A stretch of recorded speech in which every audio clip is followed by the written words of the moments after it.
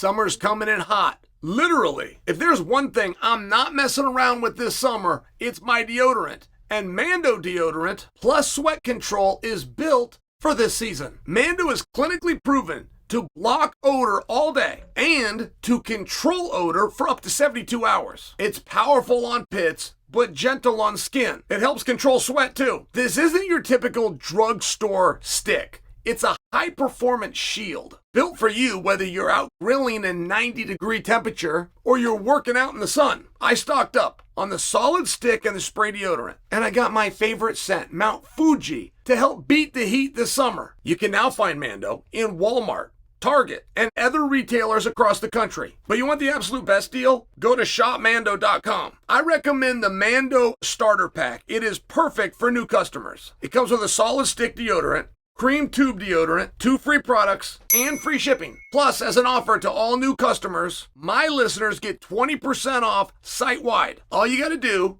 is use my code Chael when you visit shopmando.com. Support our show, tell them Chael sent you. Mando has got you covered. The Derrick Lewis fight was not meant to be a TKO.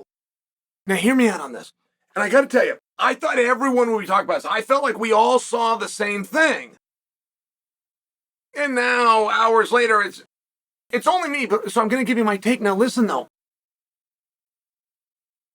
Teixeira, we're just calling Tex for the sake of this video, very clearly grabs the fence. And it's a big deal that you use words like very clearly. And guys grab the fence all the time, and you're actually allowed to touch the fence. You just can't hook it. And then if you do hook it, you can't increase your position. Very seldomly does that get called. A lot of times that will just get yelled at. You'll hear the referee, hey, Tex, don't touch the fence. You'll hear a lot of that. You'll have some refs come in if the guy doesn't grasp the language, and maybe he'll even swat his hand. Like, it will be addressed. It will be clearly addressed, but a break in the action, and far more uncommon, is a break in the action followed by a deduction of a point. Now, this was so bad. Will you guys recall when Juliana kicked Kayla and they took a point? So, I mean, in a world title fight to lose a point, massive deal. She kicked her twice. She kicked her with one foot, and then she comes in and kicks her with the other foot. You had to call it. There was really no room for, hey, let me explain that. I'm sure this was an accident. It happened twice. Well, that's what Tex did. Tex grabs the fence, and then he grabs the fence again, and he goes from an unfavorable position, which was down. He had a goal of returning to a prone position. The grabbing of the fence allowed him to successfully get to the position that he wanted to. Now, in many exchanges, even when there's a violation, you will let the exchange play out on the outside chance that you're going to break it, rewarding the person who cheated, thus harming the person who did not cheat. Does that make sense? It's kind of important that you get this concept, because you would not let this play out. You absolutely would not. He was in a bad position. He returned to a prone position. If you let that play out with two guys slugging, the guy who cheated could very easily score a knockout, and then you got to scratch your head and go, well, wait a minute, the knockout was in bad time, and we got to rewind, and we got to go right to the fence grab. Have I succeeded in losing you here? Because that is relevant that you are kind of lost. So he comes up to the feet, the referee steps in. Now, I believe, and I've watched this 10 times, 15 times, I believe the referee stepped in to call a halt to the action to discipline the fence grab. That's what I believe. I believe the full intent of stepping in that moment. I mean, you got to understand the golden rule is protect yourself at all times.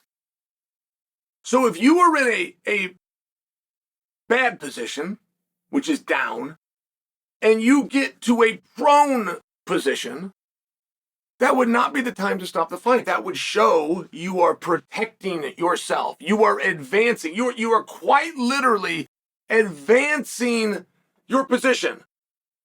Things are getting better, no matter how bad they are. They're getting better. Okay. Now, right after the halt to the action is called, Derrick Lewis begins a celebration. The crowd begins a reaction. The referee, and you got to really go back and watch this because it's not from all angles. So you got to be able to rewind and keep seeing it. You may not know this until I tell you, but the referee gets backfisted in the face, and then he gets, I don't know if you call it a palm strike, or maybe like people call that a pie face, where the guy just kind of takes an open hand and he grabs you. Now, that wasn't because Tex didn't know where he was, and it certainly wasn't because he was being mean to the referee. He was just in the middle of fighting. Like, he just had this exchange going, your eyes blink, you close, you're turned away. He just had an exchange going. But it is relevant that the referee walked into it. He gets back-fisted, he gets pie-faced. You then have the Texas corner reacting as though it's an early call, in the midst of Derrick celebrating, in the midst of the crowd reacting, believing that the fight was stopped. And I believe in that moment, the referee changed his mind and called it a TKO. I believe he allowed the TKO that Derrick Lewis sold. I think that's why we got called a TKO. I don't think you had an early stoppage. I think you had a perfect stoppage. I think you had a perfect halt to the action to discipline a fence grab. Now, I want to make sure that you understand my tone here. My tone is kind of from a playful, could it be, is that what happened moment. My tone is not to question the referee that's got a immensely difficult job, not to mention a history of being an amazing referee. I'm not doing that. You have a human element. And just to share that with you, I was a kid, and there used to be something in wrestling called a 5-point throw. And if there was a 5-point throw, that was the most exclusive throw that there was, and it had to be the most beautiful, and it was very specific, and it had to go feet over back. But the sign for it was this. And then the referee would pause. He would pause his hand. Now notice, when the referee makes this call, he is supposed to arch his arm.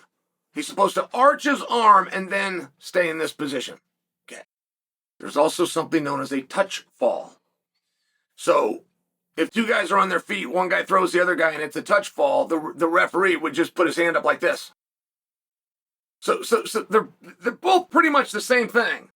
One is this and the other is this. They're pretty close to the same thing. And I share that. I wanted you to understand that a touch fall can happen while everybody is standing, so that you don't think the referee has to get down and slap the mat. That's the way it would be in your high school wrestling, but in freestyle and Greco-Roman, it's not that way. Referee holds his hands up and he just says the word, fall. All right. Now, I'm sharing all of this with you because as a kid, I watched this happen. I remember the guy. Malky Douglas was his name. Malky threw a guy 4-5. The referee called it 5, which is the same sign as fall, or at least close to. Malky stood up.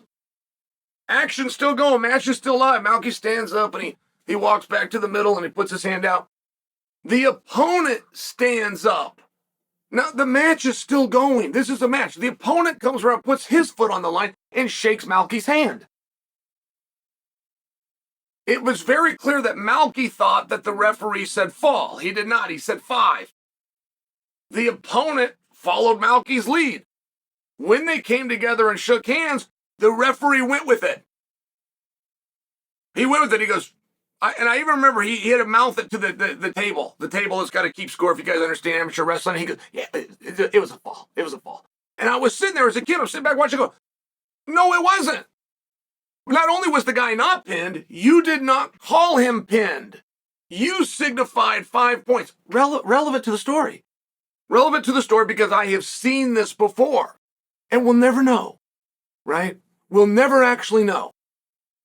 What I am speaking to is my guess of what was in the heart and the mind of the official, who in a million years would never out himself. But I'm telling you, was that an early stoppage? Absolutely not. It was the perfect stoppage to discipline an illegal tactic of fence grab. They all decided on their own it was a TKO, and we went with it. That, I believe, is what happened.